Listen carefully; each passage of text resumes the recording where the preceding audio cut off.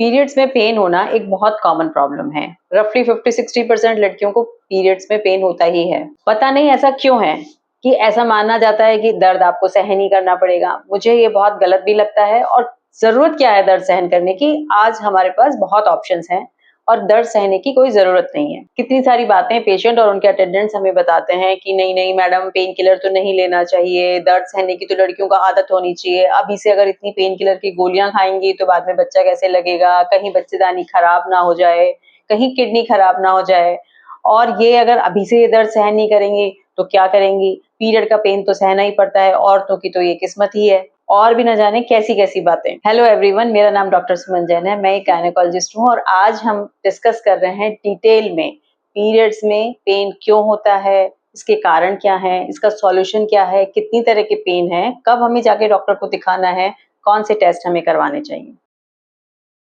Period के दौरान जो पेन होता है, उसको हम कई तरीके से समझ सकते हैं। किस तरीके का पेन होता है, उसके हिसाब से अलग-अलग तरीके के पेन रहते हैं, उस हिसाब से भी हम समझ सकते हैं। कब होता है, शुरू से शुरू हो गया है या कुछ सालों के बाद हो गया है, ऐसे भी हम समझ सकते हैं। तो सबसे पहले हम जानते हैं किस-किस तरीके का पेन पीरियड्स के दौरान में लड़कियों को आम तौर पे होता है। पीरियड में पेन होने को मेडिकल टर्मिनोलॉजी में डिस्मेनोरिया कहा जाता है और जो सबसे कॉमन टाइप का डिस्मेनोरिया होता है वो होता है स्पाज्मोडिक टाइप का। ये आमतौर पे जब पीरियड स्टार्ट होता है उसके कुछ घंटों के दौरान में जस्ट बिफोर पीरियड या फर्स्ट और सेकंड डे में ज्यादातर होता है और पेट में ऐसे ऐंठन जैसी या क्रैम्प जैसी फीलिंग होती है लोअर एब्डोमेन में। मोस्टली 12 घंटे के अंदर अंदर ये ठीक हो ही जाता है, लेकिन कुछ कुछ लड़कियों को ये इतना तेज होता है कि उनको बेहोशी की जैसी फीलिंग भी होने लग जाती है और कभी-कभी तो वो ऐसी हालत में, शॉक की हालत में हॉस्पिटल में भी आते हैं। काफ़ी लड़कियों में इसके साथ में सिर में दर्द होना, एक अनकंफर्टेबल फीलिंग होना या लूज़ मोशन की इच्छा होना, हर बार एक क्रैम्प की फीलिंग के साथ में उनको मोशन की इच्छा होती है, वॉमिटिंग की इच्छा होना, ये सब भी काफ़ी कॉमन रहता है इसके साथ। काफ़ी लड़कियों में ये जो लोअर एब्डोमेन पेन होता है, इसके साथ में जो पेन है उनका रेफर्ड हो जाता है नीचे थाई तक। आमतौर पे स्पाज्मोडिक डिस्मेनोरिया यंग गर्ल्स में होता है, यानी कि जब उनका पीरियड स्टार्ट ही होता है उसके कुछ सालों के बाद जो दर्द कॉमनली जो मिलता है लड़कियों में वो स्पाज्मोडिक डिस्मेनोरिया होता है। आमतौर पे जैसे-जैसे एज बढ़ती जाती है यानी कि 35 साल की उम्र तक आते-आते ये काफ़ी कम हो जाता है और ज़्यादातर केसेज़ में एक प्रेगनेंसी के बाद में काफ़ी हद तक ये कम हो जाता है। स्पाज्मोडिक डिस्मेनोरिया के जो कारण माने जाते हैं वो ये होता है कि अंदर जब यूट्रस के अंदर की जो लाइनिंग होती है जो हर महीने एंडोमेट्रियम जिसको कहते हैं और हर महीने वो पीरियड के साथ में निकलती है, तो ये जो कलेक्शन होता है इसको निकालने के लिए यूट्रस में कॉन्ट्रैक्शंस होते हैं और ये जो कॉन्ट्रैक्शंस मसल के होते हैं यही आपको पेन की तरह से फील होते हैं। कुछ लड़कियों में ऐसा माना जाता है कि उनका जो सर्विक्स होता है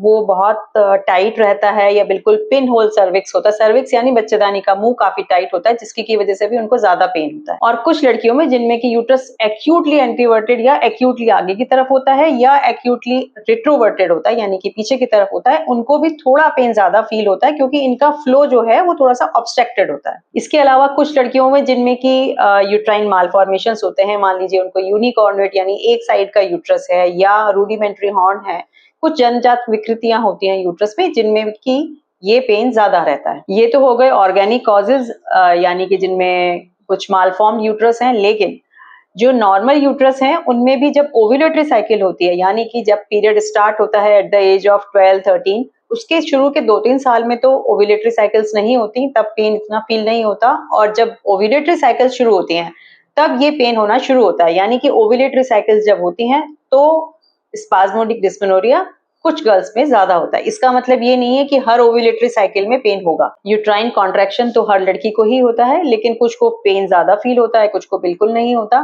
तो ये हर लड़की के पेन थ्रेशोल्ड पे भी डिपेंड करता है या ये कह सकते हैं कि उसकी सेंसिटिविटी पे भी डिपेंड करता है। इसके अलावा जिन लोगों की सेडेंटरी लाइफ स्टाइल होती है यानी कि जो लोग फिजिकल वर्क कम करते हैं, ज्यादातर घर में ही रहते हैं या बैठे ही रहते हैं और किसी स्पोर्ट्स में पार्टिसिपेट नहीं करते या कोई और उनका फिजिकल काम नहीं होता, उन लोगों को भी ये दर्द ज्यादा होता है। या ये कह सकते हैं कि जिनकी अनहेल्दी लाइफ स्टाइल होती है उनमें भी ये पेन ज्यादा होता है। और आजकल एक और नया रीजन, क्योंकि आजकल बहुत दफे पीसीओडी के केसेस भी बहुत मिलते हैं, तो उनको 2-2 3-3 महीने से पीरियड आता है और फिर क्योंकि वो एंडोमेट्रियम इतनी ज्यादा थिक हो जाती है और फ्लो भी ज्यादा दिन चलता है, इन लोगों में भी पेन एज कंपेयर टू पहले के ज्यादा होता है। पीरियड से रिलेटेड और डिफरेंट क्वेश्चंस के बारे में जानने के लिए हमारी पीरियड वाली प्लेलिस्ट भी आप चेक करें। दूसरे तरीके का जो दर्द कॉमनली होता है उसको हम कहते हैं कंजेस्टिव डिस्मेनोरिया। ये आमतौर पे यूट्रस और उसके आसपास में ब्लड सप्लाई ज्यादा होने की वजह से कंजेशन जैसी फीलिंग रहती है या जिसको सूजन जैसी फीलिंग होती है उसमें होता है, और आमतौर पे ये पीरियड शुरू होने के 2-4 दिन पहले शुरू होता है और जैसे ही पीरियड आता है ये दर्द ऑलमोस्ट खत्म हो जाता है। इसी का कंजेस्टिव डिस्मेनोरिया का ही एक्सटेंडेड रूप प्रीमेंस्ट्रुअल टेंशन या प्रीमेंस्ट्रुअल पेन भी कह सकते हैं, जो कि 10-15 दिन पहले ही शुरू हो जाता है और काफी इरिटेशन और अनकंफर्टेबल फीलिंग रहती है। कंजेस्टिव डिस्मेनोरिया आमतौर पे किसी पेल्विक पैथोलॉजी में यूजुअली मिलता है, जैसे कि पीआईडी यानी कि पेल्विक इन्फ्लेमेटरी डिसीज, या जिसको आप कहते हैं कि नलों में सूजन होना। इसके अलावा एंडोमेट्रियोसिस या फाइब्रॉइड या पॉलिप्स, इन सब में भी कंजेस्टिव डिस्मेनोरिया ज्यादा मिलता है। तो कभी भी अगर किसी को कंजेस्टिव डिस्मेनोरिया टाइप का होता है तो हम लोग उसके टेस्ट जल्दी ही करवाते हैं। इसके अलावा एक कुछ रेयर टाइप का डिस्मेनोरिया होता है जिसको मेम्ब्रेनस डिस्मेनोरिया बोलते हैं। इसमें पूरा का पूरा जो एंडोमेट्रियम है वो एक ही बार में पेन के साथ में कास्ट की तरह निकल जाता है। ऑल्दो ये बहुत रेयर होता है, लेकिन ट्रीटमेंट इसका भी हम लोग स्पाज्मोडिक डिस्मेनोरिया की तरह ही करते हैं। कुछ लोग पीरियड के पेन को प्राइमरी और सेकेंडरी डिस्मेनोरिया में भी डिफरेंशिएट करते हैं। प्राइमरी यानी कि जो पीरियड शुरू होने के कुछ टाइम के बाद में ही स्टार्ट हो गया, और सेकेंडरी यानी कि कुछ सालों तक, 8-10 साल, 9-10 साल तक आपका ठीक रहा और मिडिल एज में आके आपको अब डिस्मेनोरिया शुरू हुआ है, तो उसको हम लोग सेकेंडरी डिस्मेनोरिया भी बोलते हैं। सेकेंडरी डिस्मेनोरिया में आमतौर पे पेशेंट हमारे पास आते हैं कि पहले तो मुझे कभी कोई पेन हुआ नहीं है और अब मुझे स्टार्ट हो गया है। सेकेंडरी पेन आमतौर पे किसी ना किसी प्रॉब्लम का साइन होता है, यानी कि कोई पैथोलॉजी डेवलप हुई होती है, तभी वो सेकेंडरी डिस्मेनोरिया स्टार्ट होता है, जिसमें कि एंडोमेट्रियोसिस और फाइब्रॉइड और पॉलिप सबसे कॉमन है। तो कोई भी हमारे पास अगर पीरियड पेन या डिस्मेनोरिया करके आता है तो हम लोग यही देखते हैं सबसे पहला कि वो कब शुरू हुआ था। अगर वो प्राइमरी है और बहुत हल्का ही रहता है, शुरू में 1-2 घंटे के लिए ही रहता है, तो हम बहुत टेस्ट उसके नहीं करवाते हैं। लेकिन अगर किसी को बहुत सीवियर है, अक्सर करके बेहोशी हो जाती है, या सेकेंडरी डिस्मेनोरिया है या कंजेस्टिव डिस्मेनोरिया है, तो उसमें हम जो सबसे कॉमन टेस्ट जो करवाते हैं वो होता है सोनोग्राफी। मोस्टली 99% सोनोग्राफी से हम ये कंक्लूजन पे पहुंच जाते हैं कि कहीं कोई साइड में पैथोलॉजी तो डेवलप नहीं हो रही है, कोई एंडोमेट्रियोसिस तो नहीं है, कोई सिस्ट तो नहीं है, कोई इन्फेक्शन के साइन तो नहीं है। अगर ये सारी चीजें हमें मिलती हैं तो हम जो भी पैथोलॉजी मिलती है उसके हिसाब से ही उसका ट्रीटमेंट करते हैं। अब हम बात करते हैं उन लोगों के ट्रीटमेंट की जिसमें कि कोई सोनोग्राफी बिल्कुल नॉर्मल है, उनको 1-2 घंटे ही पेन रहता है या कभी-कभी थोड़ा ज्यादा भी। तो उनमें हम लोग क्या-क्या करते हैं? पहली बात ये है कि उनको, लड़कियों को ये पता होना चाहिए कि ये उनके साथ हो क्या रहा है। मोस्टली लड़कियां बहुत डर जाती हैं कि ये मालूम नहीं हर महीने हमारे साथ क्या होता है, और जैसा मैंने पहले बताया कि हमारे समाज में उनको पेन किलर भी नहीं दिया जाता, उनको इन्फॉर्मेशन भी नहीं दी जाती। आपको अगर पता होगा कि ये जो भी कुछ हो रहा है ये नॉर्मल है, फिजियोलॉजिकल है और टेम्परेरी है, जैसे जैसे एज होगी ये ठीक होने भी लगेगा और अभी भी हम इसका कुछ सॉल्यूशन कर सकते हैं, तो शायद उनको ये प्रॉब्लम इतनी सीवियरिटी के साथ ना फील हो। यानी कि एजुकेशन सबसे इंपॉर्टेंट है और वही हम लोग कर रहे हैं। एजुकेशन का एक इंपॉर्टेंट पार्ट ये भी है कि उनके मिथ्स हमें क्लियर करने पड़ेंगे। क्या है ये मिथ्स? यही कि आप पेन किलर नहीं ले सकते, ये कोई कर्ज है, आपको झेलना ही पड़ेगा, ऐसा कुछ नहीं है। ये एक नॉर्मल फिजियोलॉजिकल प्रोसेस है जिसमें अगर आपको पेन ज्यादा है जो कि नॉर्मल रेमेडीज से नहीं जा रहा है, तो आप बड़े आराम से पेन किलर भी ले सकते हैं। ये कॉन्फिडेंस जब लड़कियों में होगा तो शायद उनका पेन थ्रेशोल्ड भी अच्छा होगा। तो नेक्स्ट स्टेप ये है कि हमें गर्ल्स को ये बताना पड़ेगा कि सेडेंटरी लाइफ स्टाइल अच्छी बात नहीं है, यानी कि किसी स्पोर्ट्स में पार्टिसिपेट करें और फिजिकल एक्टिविटी उनकी हो। 24 घंटे अगर घर में ही रहेंगे, सिर्फ मोबाइल पे ही लगे रहेंगे, तो ये मुश्किल है। ये जो हम एक्टिविटी की बात कर रहे हैं इसका मतलब ये नहीं है कि आपको सिर्फ पीरियड के आसपास के टाइम पे ही एक्टिविटी करनी है।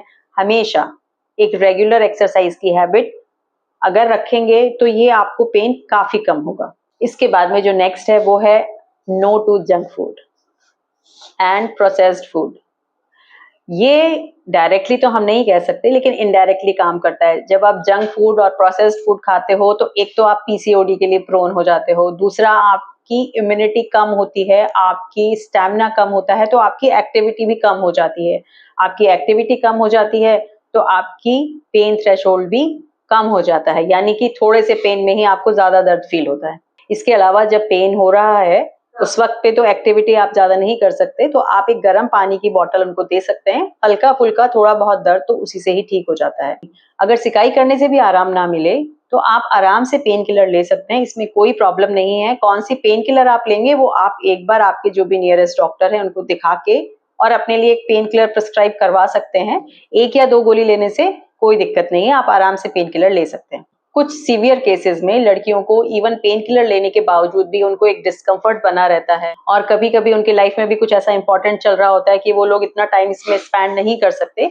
ऐसे केसेस में हम लोग ओसीपीज भी प्रिस्क्राइब करते हैं। ओसीपीज यानी ओरल कॉन्ट्रासेप्टिव पिल्स। ये जो पिल्स होती हैं जब ये चल रही होती हैं तो उस दौरान में आपको पेन सेकेंड थर्ड साइकिल से ही बंद हो जाता है, लेकिन ये आप अपने आप से नहीं ले सकते। आपको हमेशा अपना पूरा चेकअप करवा के डॉक्टर से प्रिस्क्राइब करवा के ही लेना चाहिए और ये हर केस में नहीं दिया जा सकता। एक और जो कॉमन मिस्टेक हो जाती है वो ये है कि डिस्मेनोरिया के साथ में कुछ लोगों को कॉन्स्टिपेशन या लूज मोशन भी हो जाते हैं।